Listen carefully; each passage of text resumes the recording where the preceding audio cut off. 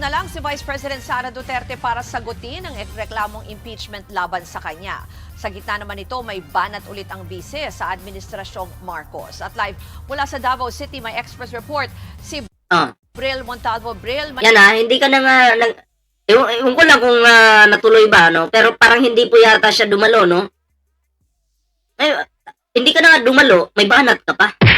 Nagkapal ng face talaga, no? Ibang klase.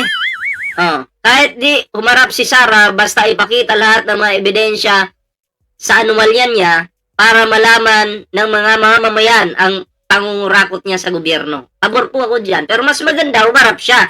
Kasi mas matutuwa po ako habang tinatanong siya, magluluding yung utak niya doon. Duterte!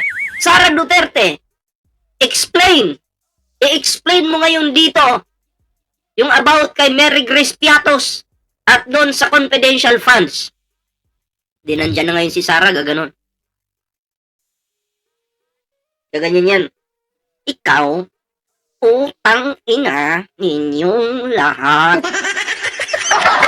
Ano ba? Walang may sasagot eh. Ano? Walang may sasagot.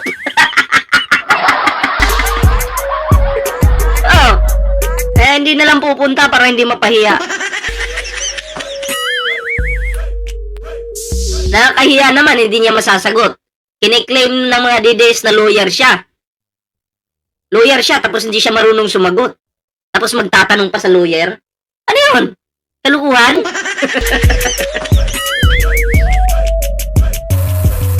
Sabi pa sa akin mga DDS, ballpoint man, humanda kayo sa 2028 pag-upo ni Sara Duterte. Maghanda talaga ako kasi pag-upo niya sa inodoro, pag walang tubig sa CR, ako maghatid sa kanya ng tubig. Kasi upo talaga sa inodoro yan.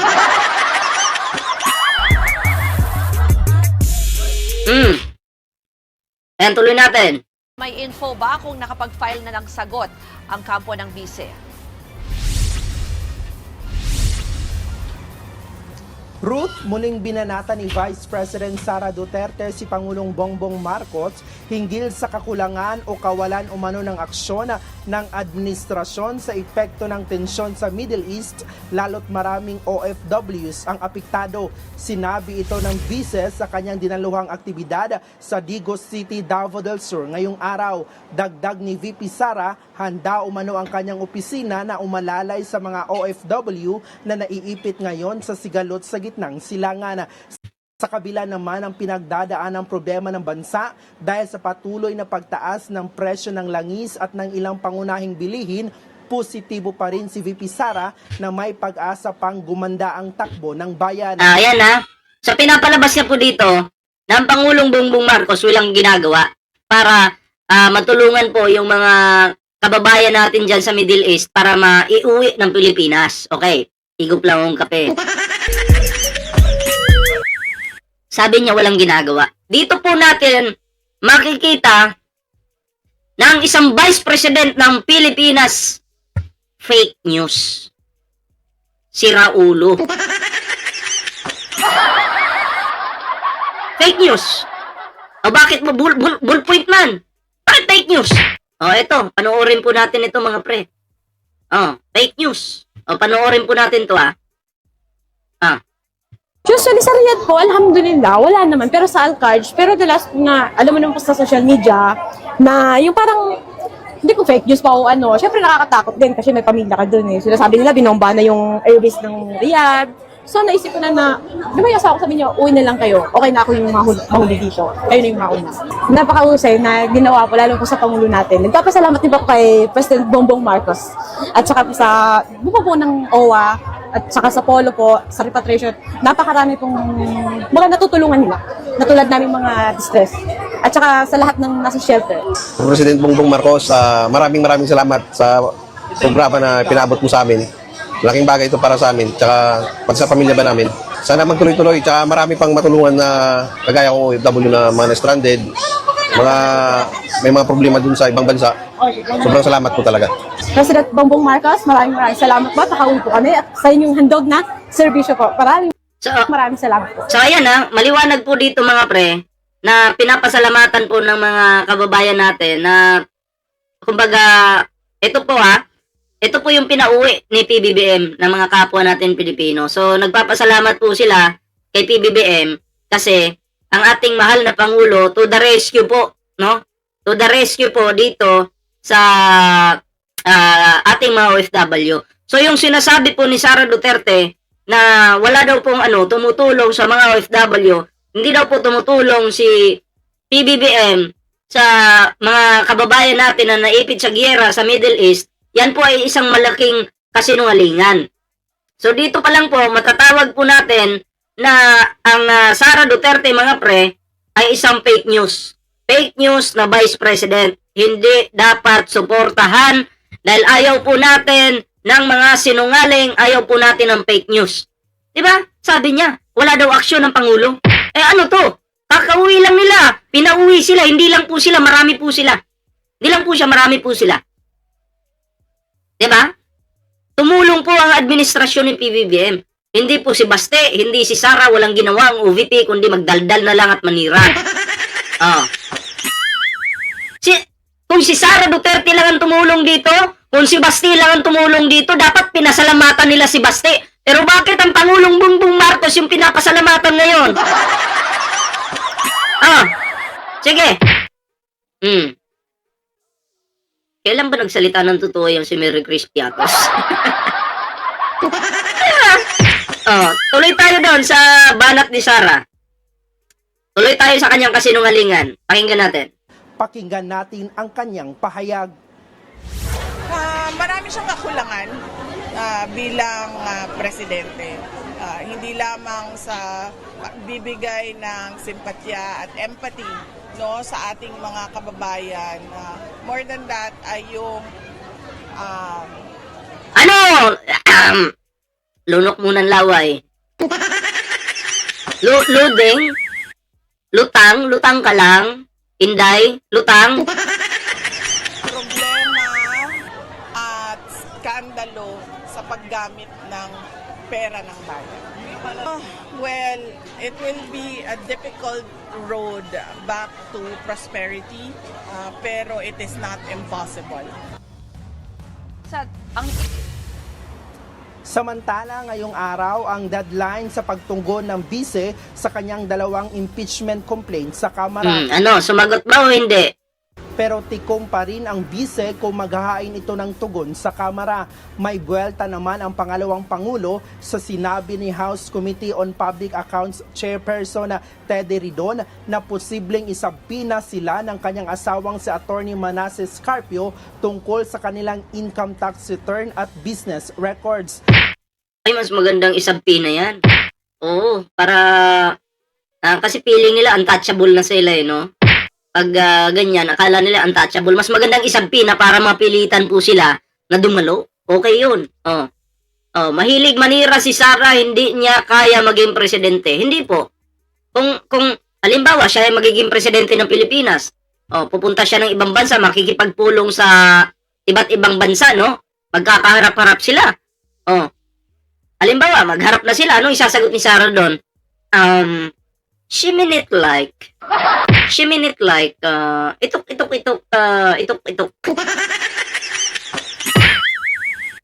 Tapos mamaya sabi niya, next question please.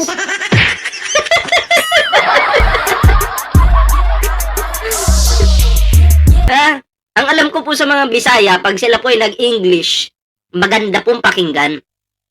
Pag ang mga Bisaya nag-English. Pero si Sara Duterte, kauna-una ang Bisaya, walang kwentang mag-English yan. Ano she minute like? Ano yan?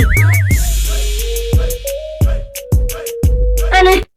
Nako, kaya tayo po, pag yan nanalo ng presidente si Sara Duterte, goodbye Philippines. Goodbye Philippines na po. Maninirahan na po dito, in check. Ako po yung papipiliin. Mas gusto ko na lang po na hindi po para magpasakop tayo sa Amerika. Hindi po ganun. Mas gusto ko na lang po na yung maging kaibigan ng Pilipinas, Amerika. 'Di ba? Kasi yung Amerika may pangil po 'yan. May pangil, 'di ba? Sino po ba yung ikumpara niyo po yung China versus Amerika? Sino po ba yung palaging nagdadala ng droga sa ating bansa?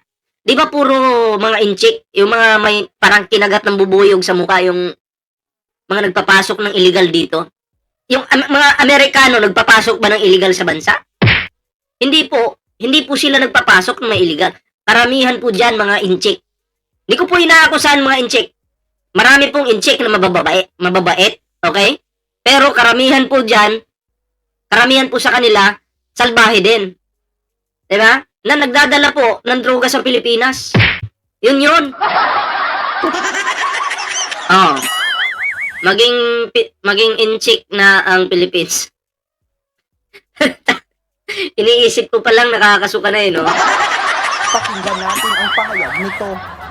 Kausapin muna nila ng maayos yung mga abogado nila dahil sa nakikita natin ngayon ay yung mga ilan sa mga members of the House of Representatives ay inaabuso. Wait lang.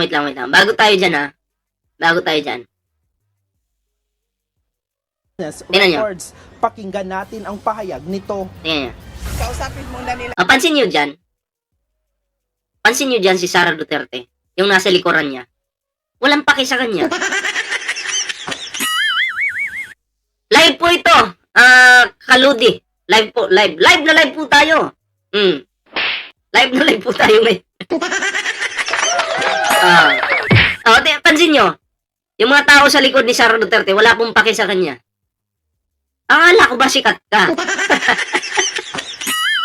Diba? Ikaw ba naman, pag bawal mo yung wag ka na daw magbisikleta, sabi ni Sara Duterte, para hindi daw masayang yung energy. Anong connect ng pagbibisikleta mo sa kuryente o sa gasolina? Sige, anong connect doon? Nagbisikleta ka lang naman, sarili mo naman ang enerhiya yung ginagamit mo. Anong connection ng gasolina o di kaya kuryente? Sara Duterte, bobo. Ang bobo mo talaga. Yan. Ang ina, walang utak. nila ng maayos yung mga abogado nila dahil sa nakikita natin ngayon ay yung mga ilan sa mga members of the House of Representatives ay inaabuso yung kanilang posisyon at kapangyarihan at more than that ay lumalabas na para silang mga law benders. Low benders? Ang alam ko, tatay mo yung low benders eh. Diba? Tatay mo yun. Si Dilima nga, na walang kasalanan, pinakulong ng tatay mong inutil. Oh, anong tawag doon? Low benders ang tawag doon, Sara. Mahiya ka naman. Diba? Walang hiya ka talaga. Ruth, muling nagpasalamat si VP Sara sa mga Pilipino sa patuloy na nagtitiwala sa kanya. Putang ina, wala akong tiwala dyan. Oh, huwag mo akong pasalamatan. Putang ina, wala akong tiwala sa'yo. Ang pakialam ko sa'yo, wala. Ha? Huwag mo akong pasalamatan, Sara. Ha? Kayo nagpapasalamat ba kayo kay Sara? Press 1 sa hindi nagpapasalamat. Sa hindi naniniwala. Press 1 sa ayaw magpasalamat kay Sara Duterte. Pinapasalamatan tayo, oh. Pakialam ko sa'yo. Pakialam ko sa'yo. Diba? Kung ano-ano na lang sinasabi. Dalhin yun na yan sa mental. Sabi ni Lams. O yan, nagpasalamat pa sa atin. Paki ko sa'yo. Diba?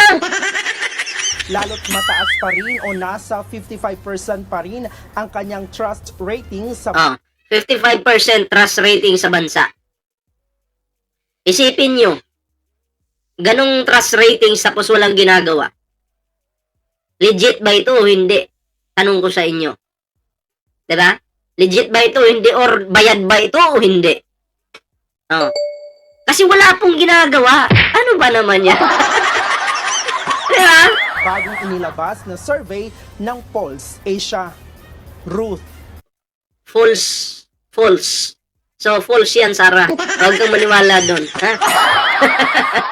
O, kayo mga pre, anong reaction nyo dito? Ayan, comment down below para naman po babasa natin yung inyong kanya-kanyang komento. Ayan, so, yun, hanggang dito na lang muna yung ating live ngayon. Abangan nyo mamaya, may mga uploads po tayo. Maraming salamat po sa sumama sa ating live ngayon. Siyempre, no, sa mga ano natin dyan, sa mga silent viewers. Ayan, magandang gabi po sa inyo, magandang araw po sa inyo. Ayan ha. Oh, hindi legit. Gawa lang nila. Oh, di ba? So ayun, maraming salamat po at magkita-kits po tayo mamaya sa mga upload natin. Sa main channel ko mamaya, baka may premiere ako mamaya. May babanatan tayo mamaya doon mga pre. Oo. Diba? So maraming salamat po. Hanggang dito lang muna yung ating live. Maraming salamat. Ingat po kayo lahat. Magandang araw po. Magandang gabi sa inyo lahat.